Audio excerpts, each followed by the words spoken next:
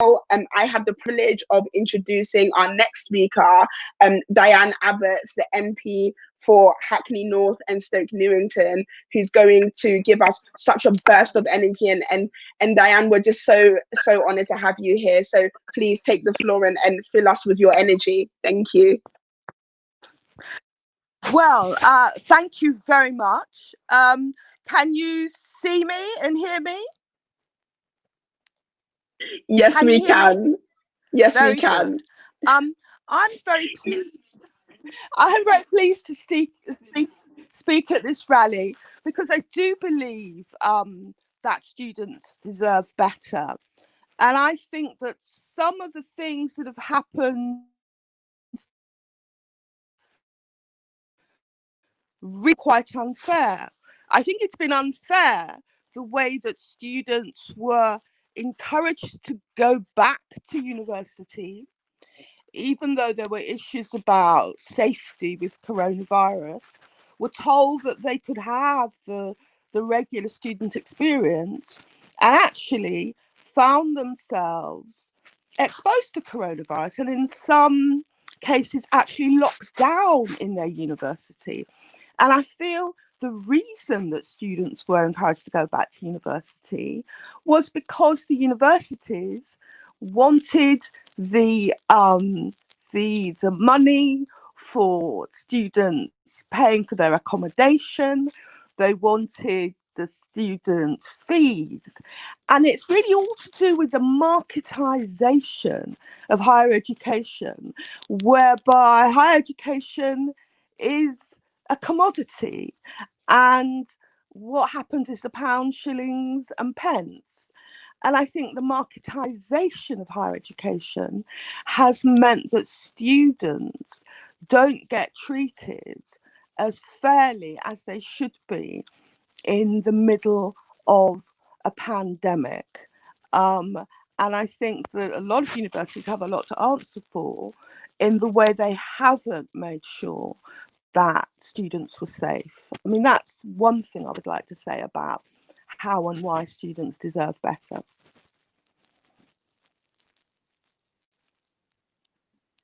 That is incredible, Diane. And you've been on the front lines fighting for students, fighting for all of us, making sure that, you know, the government really know how much we need them to do better and to keep students safe.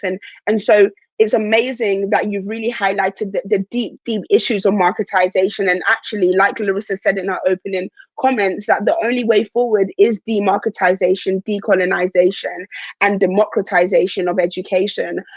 So I want to ask you, what is it that you are currently calling for on behalf of students? So Students Deserve Better is our campaign manifesto. You've seen all of our asks. What are the things that you're really seeing that is close to your heart that you're campaigning for, and what can we do collectively to support you, to support those that are allies in Parliament, and then actually push for that change to happen and happen now?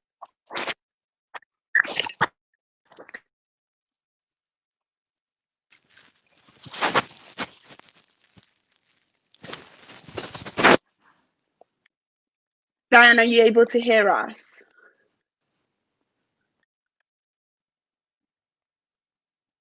I think this is just part and parcel of this digital world, just technical difficulties. But I think it really goes to show that, you know, from everything we've heard today, especially with what Diane has said, I think it's really important that we understand that the issues that we're seeing students face today is not isolated to coronavirus. If anything, is exacerbated by coronavirus and the lack of government support in what we're doing. And I think, you know, everyone has testified to how much students have been put on the line to fend for themselves when they really deserve better. And we've really seen that through all of the experiences that we've heard time and time again on social media and real life. I'm not sure if you can hear me now, Diane. Can you hear me? So I didn't hear you straight away, but I can hear you now. Perfect. I think the point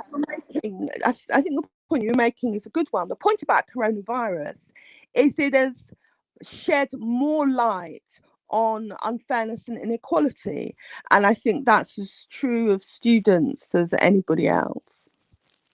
I definitely agree with you. And I think, if anything, now is the time where like enough just has to be enough. This government have had so many opportunities to do the right thing. And I think right now it's in the midst of a pandemic. They cannot avoid the fact that people are suffering. And so the question I was asking earlier is, what can we do as a collective movement to support you and our allies in parliament to really push for this change? What can we do to really galvanize that change and make sure that, you know, the change that we see is not only a response to COVID and the current pandemic, but actually it's a whole scale transformative change that looks to eradicate the marketization of higher education, that looks to democratize education and looks to decolonize education. What are your tips? What is the advice you would give to all of the amazing people here? Well, I think that students are important partners in education. They are as important as government and tutors, that you are part of the education community. And I think you should use organisations like NUS to make the argument for a better curriculum that better reflects the society. I think it's about supporting those of you that are making that case, but also NUS as an organisation making that case. Because, you know, education and what we learn, whether it's at school or college or uni, is so important. And that's the way we as a society will move forward. So making the case for a better curriculum is very important.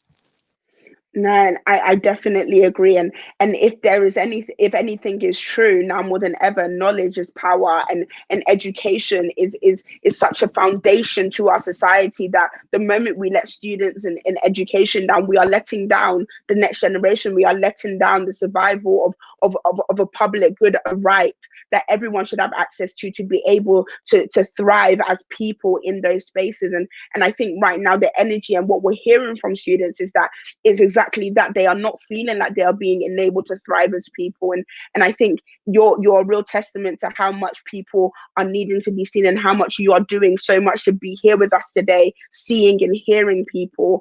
And so if there was any sort of last words you want to leave us with to energize us into action, what would you say to energize us and to get students feeling the hope that they so desperately need to really fight back against the injustices that they are feeling and seeing and experiencing today? I'd love to hear your energizing words. Well, I think it's really important to be the change that you want to see. None of us can sit back and think that change can come without our participation. And I think it's really important to support each other, whether it's supporting people through the NUS or just supporting people in your own college or university who are speaking up on issues. If we as people of colour, but students generally, don't support each other in practical ways, we're not going to move forward. Yeah, you're exactly right. I mean, the mutual aid groups that we see students set up, the way that, you know, students have abided by the rules, but also made sure that they showed up and showed out for their local communities, and actually, you know, were able to really give back in ways that we know students have been doing time and time again. I think that's been the most powerful thing, making sure that, like, above all, we are valuing community, and we are feeling like we are parts of communities that we can participate in and give back with. And so I think those are amazingly energizing words. And again, we can't thank you enough for speaking here and fighting, you know, on the front line for students. So thank you so much, Diane. And I'm sure everybody here is energized by your words.